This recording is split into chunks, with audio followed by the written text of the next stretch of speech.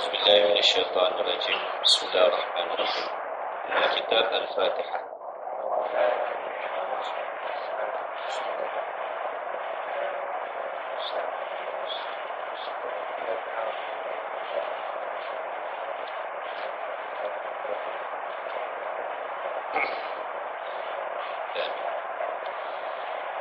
بسم الله الرحمن الرحيم. السلام عليكم ورحمة الله وبركاته. الحمد لله والصلاة والسلام على رسول الله صلى الله عليه وسلم وعلى آله وأصحابه أجمعين. قال رب اشرح لي صدري ويسر لي أمري واحلل عقدة من لساني يفقهوا قولي. Tuan Imam, Pengurusi, Jawatan Kuasa, tuan-tuan, puan-puan yang dirahmati Allah sekalian. Malam ini kita tengok tajuk yang akhir daripada perkara-perkara yang ada dalam rukun iman. Tajuk kita malam ini percayakan qada dan qadar. Ya. Percayakan qada dan qadar. Ini tajuk akhir. Tajuk ini penting, sangat-sangat penting. Ya. Boleh kita urus tajuk ini dengan baik, kita akan jadi orang yang mudah syukur dan tak tahu berduka cita.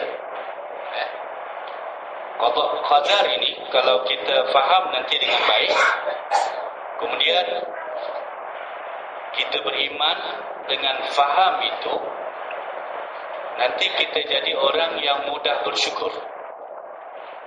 Lepas itu kita tak berapa pandai nak suka cita, nak sedih. Orang yang tak faham qada qadar ini, bila dia tak faham, maka kurang imannya, ya. Menyebabkan dia mudah bangga diri dan bongkak. Lepas itu dia mudah rasa sedih, duka cita, keluh kesah. Gitu. Itu tanda orang kurang imannya pada qada dan qadar. Bila kita dikurniakan perkara-perkara yang elok, bermanfaat, ada iman qada qadar ini, nanti kita pandai bersyukur. Alhamdulillah. Ya. Kerana kita tahu benda berfaedah, bermanfaat ini kurnia Allah. Kita ni cuma usaha je. Kita usaha je. Kalau kita usaha pun, fikir, alat kita usaha tu semua Allah bagi. Akal Allah bagi, mata Allah bagi, tangan Allah bagi, apa lagi? Kaki Allah bagi. Jadi kita dapat faedah, dapat manfaat dengan tulang 4 kerat ini, anggota tubuh ni. Maka fikir lagi, oh ini Allah beri. Anggota tubuh ini Allah yang beri. Jadi bila kita mendapat manfaat, dapat faedah dari usaha anggota tubuh kita, dengan anggota itu Allah yang beri, kenapa kita mesti rasa bangga diri dan bongkak? Kita akan kata Alhamdulillah, ini semua Allah beri. Jadi kita pandai nanti bersyukur. Sebab itu orang yang tahu qada dan qadar pun, dia tidak akan mudah rasa duka cita, sedih. Kalau dia tidak dapat manfaat, dia dapat mudarat. Kalau dia tak dapat faedah, yang dia dapat kerugian, dia tak mudah sedih. Kerana dia tahu bahawa iman pada qada dan qadarnya itu menyebabkan bahawa dia tidak perlu duka cita dan sedih. Tak perlu. Sebab yang kurnia dia mendapat kerugian dan dia tidak mendapat manfaat itu juga sesuatu yang telah Allah tentukan. Jadi bila dia fikir Allah yang tentukan, dia tak perlu sedih. Sebab apa-apa yang Allah dah tentukan itu kenapa perlu sedih? Mungkin ada kekurangan usaha ikhtiarnya, tetapi fikir balik anggota tubuh yang Allah beri dengan kadarnya, maka tak dapat, dia tak perlu sedih. Ya? Hilang orang yang disayangi, hilang mak, hilang ayah, hilang isteri, hilang anak, dia tak perlu sedih. Sebab itu semua telah ditentukan Allah, dan itu semua Allah dah takdirkan. Gitu. Maka yang faham tajuk qada qadar ini, dia jadi manusia yang cukup istimewa dan luar biasa. Ya, cukup istimewa dan luar biasa. Macam yang Nabi pernah sebut dalam hadis yang agak panjang, saya ambil maknanya yang disebut ajaban li amril mu'min. Pelik sungguh perangai seorang manusia beriman yang apabila ditimpakan manfaat, ya, apabila ditimpakan padanya manfaat, dia bersyukur. Dan apabila ditimpakan kepadanya mudarat, dia sabar. Dia sabar, dia tak sedih, dia sabar. Sebab itu qada qadar ini jadikan kita orang bersyukur, kemudian jadikan orang sabar. Dia tak keluh kesah, tak sedih. Ini penting ni. Ya. Tak bermakna tak boleh sedih langsung kan, ya, tak bukan bermakna gitu. Tapi maksudnya tidak melampaulah sedihnya. Ya. Ini yang ni kita nak belajar malam ni. Qada qadar. Tajuk ni daripada dulu sampai sekarang macam payah sangat nak faham. Ya, macam payah sangat nak faham.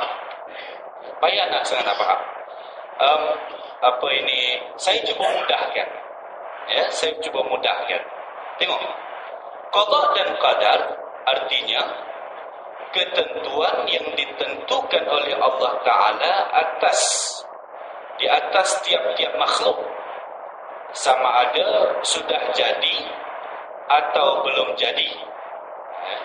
Qada qadar ini dia perbahasan tentang ketentuan yang ditentukan Allah atas tiap makhluk, sama ada sudah jadi atau belum jadi, semuanya telah ditentukan Allah.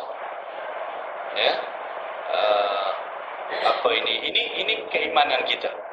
Ya, artinya makhluk ini dia hidupnya telah ditulis oleh Allah ketika azali lagi. Ya, saya jadi macam ni, saya jadi macam ni, telah ditentukan Allah. Tuan-tuan jadi macam ni, telah ditentukan Allah. Hari ni, malam ni kita jumpa dekat surau ni, dia telah ditentukan Allah. Esok kita tak tahu. Esok kita tak tahu, tapi apabila berlaku apa kepada kita esok, maka iman qada qadar kita kata, ia telah ditentukan Allah. Jadi bila sesuatu telah ditentukan Allah itu, maka makhluk ini, hamba, dia hanya menerima ketentuan yang ditentukan Allah. Satu. Dan qada terbahagi dua. Qada terbahagi dua. Satu, qada dan qadar yang tak dapat dielakkan, walaupun dengan menjalankan ikhtiar memilih atau menolak, iaitulah qada qadar yang tidak menjadi tanggungjawab manusia. Seperti Ali mahu anak lelaki, tetapi dia dapat anak perempuan. Jadi ini tidak boleh ada campur tangan manusia. Dia berikan contoh tentang anak lah. Diberikan contoh tentang anak. Yang ini qada qadar yang telah ditentukan manusia tidak ada hak ikhtiar. Manusia tidak ada hak ikhtiar. Contoh lain, kita kok dilahirkan dekat Malaysia. Kalau kita dilahirkan dekat United Kingdom kan best. Itu maknanya yang pertama tu, kita tak ada pilihan. Kita kok tak dilahirkan dekat Mekah, kan senang umrah hari-hari. Ini duduk jauh-jauh, kena bayar belanja. Sekarang dah naik 5,000, tahun depan 6,000, besok 7,000. Ini tak boleh. Ini qada qadar jenis pertama yang telah ditentukan Allah, kita tak boleh elak. Kita tak ada hak ikhtiar. Ya. Kulit saya kok, ini bukan hitam ya, ni hitam manis. Yang ni kok hitam manis, yang itu kok putih. Itu. Ya. Saya nak anak lelaki kok dapat perempuan. Tak boleh. Itu semua ketentuan. Kita kok dilahirkan dekat kampung Jawa, dalam kampung Jawa, Uganda lagi. Uganda, kampung Jawa tak sedap lah. Nak belah-belah nama sedap-sedap, Shah Alam. Tak boleh. Ini jenis pertama. Artinya ada qada qadar yang kita tidak ada hak usaha ikhtiar. Tak ada hak, itu telah ditentukan Allah. Sama ya, macam lahir saja jadi Islam. Ya. Lahir je jadi Islam. Ya. Kemudian ada yang lahir saja bukan Islam. Itu qada qadar Allah dah berikan. Sebab itu kita kena banyak bersyukur. Sebab kita masuk dalam bab qada qadar yang pertama ni, yang tak ada usaha kita, tetapi tiba-tiba Allah lahirkan saja kita dah Islam. Ini kita banyak syukur. Ini yang Allah kata, ulama kata nikmat iman dan Islam. Sebab itu bila alhamdulillah, yang pertama sebab kita ni jadi Islam. Bayang ya tuan-tuan, lahir je bukan Islam. Pening pada. Ya, sebab yang bukan Islam tu, nak cari cahaya Islam tu bukan mudah tu. Bukan mudah tu. Tapi kita lahir saja dari Islam. Ini yang pertama. Dua, qada dan qadar yang diberi ikhtiar memilih atau memesongkan diri daripadanya, iaitu dalam perkara-perkara yang menjadi tanggungjawab manusia. Ikhtiar memilih itu dinamakan iradatun juz'iyah. Ya, iradatun juz'iyah. Iradatun juz'iyah ni istilahnya lah. Ya, istilahnya lah. Macam orang kata ini TV Sony. Jadi Sony tu apa? Dah. Senanglah macam tu ya. Ini TV, ini kereta Mitsubishi. Mitsubishi tu apa? Dah. Ya. Jadi ikhtiar memilih itu dinamakan iradatun juz'iyah. Dalam bahasa kita ni bolehlah kalau nak diterjemah sebahagian daripada iradah manusia. Ya, sebahagian daripada iradah, sebahagian daripada kehendak manusia yang boleh dicapai dengan usaha. Tapi ada satu lagi iradah juz'iyah. Sebahagian, juz'iyah tu sebahagian, iradah tu kehendak. Ada sebahagian lagi kehendak manusia kita tak boleh capai dengan usaha. Kita ni ada iradah. Saya ada iradah. Iradah saya bercakap. Ya. Ini iradah. Jadi sebahagian daripada kehendak saya nak bercakap, saya pilih nak bercakap, saya cakap. Boleh